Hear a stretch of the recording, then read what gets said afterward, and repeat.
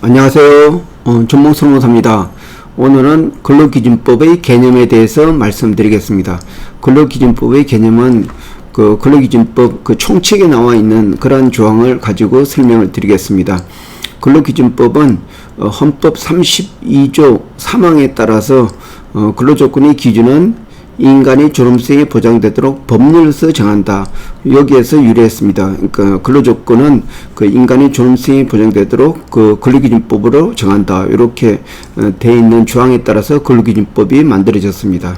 따라서 근로기준법의 제1조 목적은 이 근로기준법은 헌법에 의하여 근로조건의 기준을 정함으로써 근로자의 기본적인 생활을 보장 향상시킨다. 이런 의미로 그 목적을 두고 있습니다.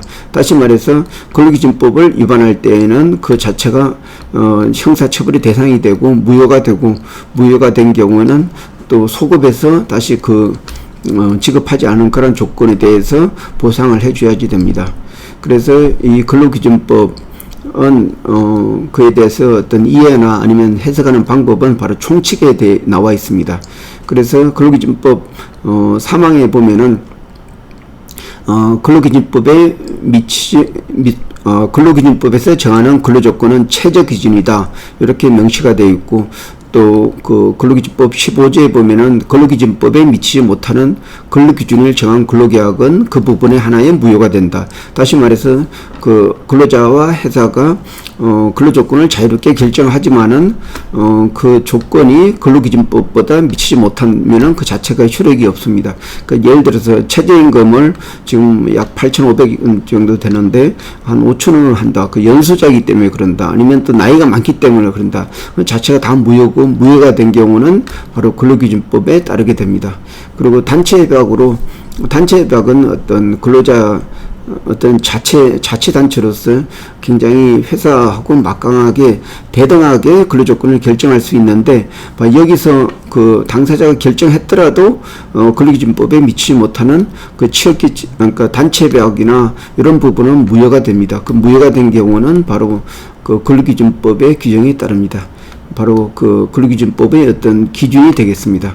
그리고 근로기준법 4조에 보면은 근로조건이 결정이 되어 있습니다. 굉장히 이 부분이 중요한데, 근로조건은 근로자와 사용자가 동등한 지혜에 의해서 자유로운 의사에 결정되어야 한다. 바로 노사대등의 결정입니다.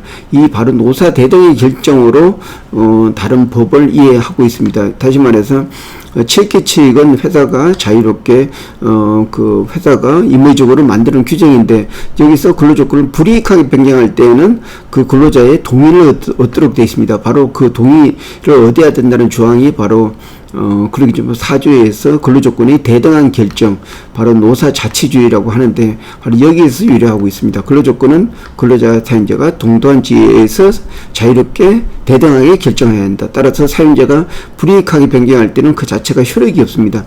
그게 효력을 갖기 위해서는 바로 그 대상 근로자의 어떤 집단적 동의가 있어야지 됩니다. 그리고 다음으로 이 근로조건은 바로 근로자와 사용자가 준수 의무가 있습니다. 이 근로조건은 바로 준수를 해야 되고, 준수하지를 안 하게 되면은 바로 형사처벌의 대상이 됩니다. 그래서 이 근로기준법의 집행을 그러니까 강제적으로 만들기 위해서 근로감독관 제도가 있습니다. 근로감독관은 바로 형사처벌을 할 수 있는 노동경찰관이라고 할 수가 있습니다. 그러니까 사업주가 근로기준법을 지키지 않게 되면은 바로 형사처벌을 할 수 있는 게 바로 근로기준법 5조에서 그 근거가 있습니다. 그리고 다음으로 근로기준법 6조에는 바로 균등처우입니다. 근로자 사용자는 남녀의 차별, 국적에 의한 차별, 신앙에 의한 차별, 그리고 종교에 의한 차별, 사회적 신분에 의한 차별을 하지 못한다. 그래서 성별, 국적, 신앙, 사회적 차별을 하지 못한다. 이게 근로기준법은 4가지를 명시를 하고 있는데, 근로기준법에 소속된 관련된 하위법이라면 관련된 법에 따르면은 어떤 비정규직에 의한 차별, 연령에 의한 차별, 장애인 차별, 그러한 각종 그 법에 의한 근거로 이렇게 제시를 하고 있습니다. 근로기준법에서는 바로 요 네 가지만 우선 하고 있지만은 이것은 네 가지는 어떤 10가지이기 때문에 그 추가적으로 바로 다른 그 근로기준법에 관련된 법에 의해서 차별 금지를 명시를 하고 있습니다. 그리고 근로기준법 7조에는 7조에는 그 강제 근로의 금지, 또 8조에는 폭행의 금지, 그리고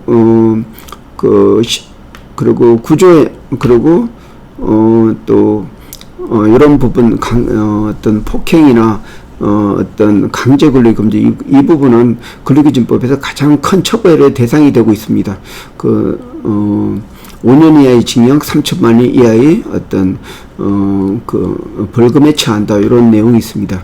그리고 근로기준법 이 부분에서 또 중요한 부분은 적용 범위입니다. 이 부분은 상시 5인 이상의 근로자를 사용하는 사업 또는 사업장에 적용된다 해서 바로 5인이 굉장히 중요합니다. 근데 실질적으로 근로기준법 대부분 조항은 모든 근로자한테 다 적용됩니다. 근데 그 5인 이상이 적용되는 특별한 조항이 있는데 이 조항은 바로 해고 부분, 그 부당해고 구제 신청을 할 수 있는 이런 부분이나 또 연장 근로 수당, 그리고 연차 수당, 그리고 관련된 그 휴업 수당에 대한 이런 부분, 이런 금전과 관련되는 부분은 어떤 좀 규모 있는 사업장, 5인 이상 사업장을 보호하는 차원, 그러니까 어떤 5인 미만의 사업장을 어떤 보호하는 차원에서 좀 예를 두고 있지만은 뭐 임금 지급이나 휴일이나 휴가나 주 휴일이나 휴게나 아니면 그 해고 예고, 특히 5인 미만도 해고 예고를 해야 됩니다. 그리고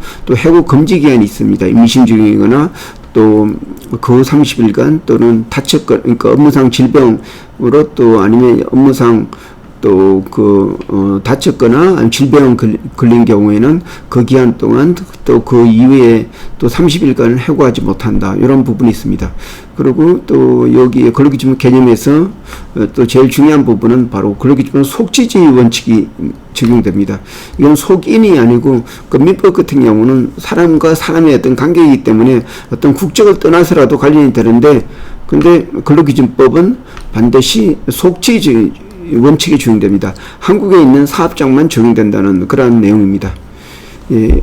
그리고 구체적인 다른 내용은 앞으로 더 많이 그 해당 부분에 가서 설명드리도록 하겠습니다. 예, 이상입니다. 고맙습니다.